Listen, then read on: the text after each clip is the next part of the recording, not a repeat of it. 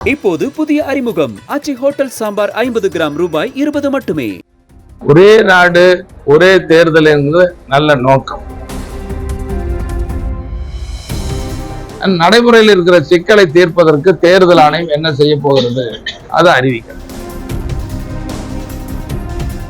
ஒரே நாடு ஒரே தேர்தல் மசோதா நாளைக்கு தாக்கல் செய்யறதுதான் இப்ப தகவல் வெளியாகுது.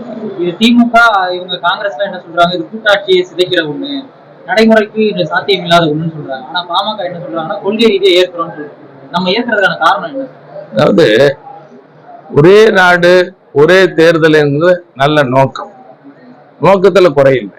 ஏன்னா ஒரே நேரத்துல தேர்தல் நடக்குது, நாடாளுமன்ற தேர்தல், சட்டமன்ற தேர்தல் எல்லாம் ஒரே நேரத்துல ஒரே செலவு, அதிகாரிகளுக்கு வாக்களிக்கிற மக்களுக்கு ஒரே நேரத்துல வேலை முடிக்கிறோம். நடைமுறையில பாத்தீங்கன்னா நடைமுறை சிக்கல், நடைமுறையில குளறுபடியாது. என்ன சிக்கல்னா, ஒரு மாநிலத்துல தேர்தல் ஆனது 1 வருஷம் 2 வருஷம் ஆனது மீண்டும் தேர்தலை சந்திக்க வேண்டிய, இது எப்படி சரி பண்ண போறோம்?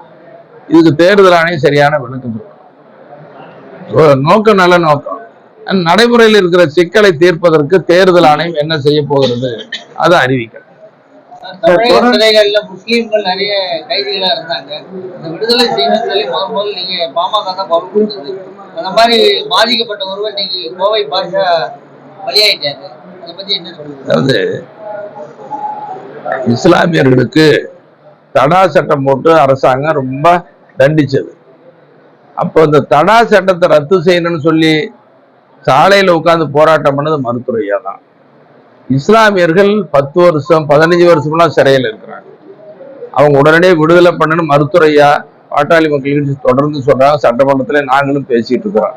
இன்னைக்கு அவர் சிறையில அடைந்ததற்கு ஆழ்ந்த இரங்கலை தெரிவித்துக் கொள்கிறோம், வேதனைப்படுறோம். நீண்ட நாள் 10 வருஷமா அல்லது ஒரு குறிப்பிட்ட கால அளவுக்குள்ள சிறையில் இருக்கிற அத்துணை இஸ்லாமியர்களையும் உடனடியாக விடுதலை செய்ய வேண்டும் என்று பாட்டாளி மக்கள் கட்சியின் சார்பில் வலியுறுத்துறோம். தொடர்ந்து தமிழக மீனவர்கள் சுட்டுக் கொல்லப்படுறது, கைது செய்யப்படுறது வாடிக்கையாக இருக்கு. இன்னைக்கு நம்ம பிரதமர் இலங்கை பிரதமர் கிட்ட பேசுறாரு, ஒரு சரியான அழுத்தம் பேசுறாங்க. மீனவர்கள் பிரச்சனைகள் இதுவரைக்கும் எதுவுமே ஒரு தீர்வை எட்ட முடியல. மாநிலத்தில் இருக்கிற கட்சிக்கு எந்த கட்சிக்கும் ஒரு அழுத்தம் கொடுக்க மாட்டாங்க மீனவர்களுக்கு. இதுக்கு ஒரே தீர்வுன்னு பாட்டாளி மக்கள் கட்சி தொடர்ந்து சொல்லிட்டு இருக்கு. கச்சத்தீவை மீட்கணும். இது கச்சத்தீவை கொடுத்தது நமக்கு மிகப்பெரிய இழப்பு. இப்போ கடல் எல்லை சரியா கணிக்க முடியாது. கடல்ல மீனவர்கள் போற நேரத்துல தண்ணியில போய் எங்க எல்லை இருக்குதுன்னு எப்படி தெரியும்? நம்ம எல்லைக்குள்ள மீன் பிடிச்சா கூட இலங்கை கடற்படையினர் என்ன பண்றாங்க, எல்லை தாண்டி மீன் பிடிச்சா நம்ம எல்லையில துப்பாக்கி சூடு நடத்துறது, வலையை அறுக்கிறது, படகு உடைக்கிறது, சேதப்படுத்துறது, கைது பண்ணி போய் சிறையில் அடை, இந்த கொடுமை தொடர்ந்து இருக்கு, தொடர்கதையாவே இருந்துட்டு இருக்கு. இதுக்கு ஒரு நிரந்தர தீர்வு வேணும். இப்போ நம்ம ராமேஸ்வரம் மீனவர்கள், வேதாரண்ய மீனவர்கள் அல்லது புதுக்கோட்டை மீனவர்கள், இப்படி மீனவர்கள் கைது செய்யப்பட்டார்கள், இலங்கை சிறையில் அடைக்கப்பட்டார்கள் சொன்னா நம்ம அறிக்கையில சொல்றோம்.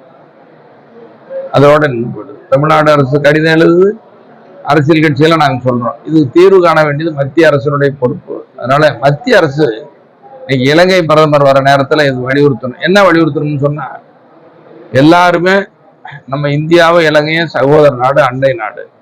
அண்டை நாட்டுல மீன் பிடிக்கிறது எங்க வேணாலும் மீன்பிடி உரிமையை எல்லாத்துக்கும் வழங்கணும்னு சொல்லி நம்ம பிரதமர் அங்க வலியுறுத்தணும். அவங்களும் ஒரு சகோதர நல்லிணக்கத்தோட புது பிரதமர் வந்திருக்கிறார், இந்த புது ஆட்சி அமைஞ்சிருக்கு, அதிபர் வந்திருக்காரு.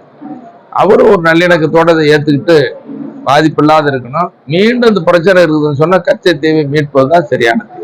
இப்போது புதிய அறிமுகம் ஆச்சி ஹோட்டல் சாம்பார் 50 கிராம் ரூபாய் 20 மட்டுமே. செய்திகளை உடனுக்குடனும் துல்லியமாகவும் தெரிந்து கொள்ள சப்ஸ்கிரைப் பண்ணுங்க.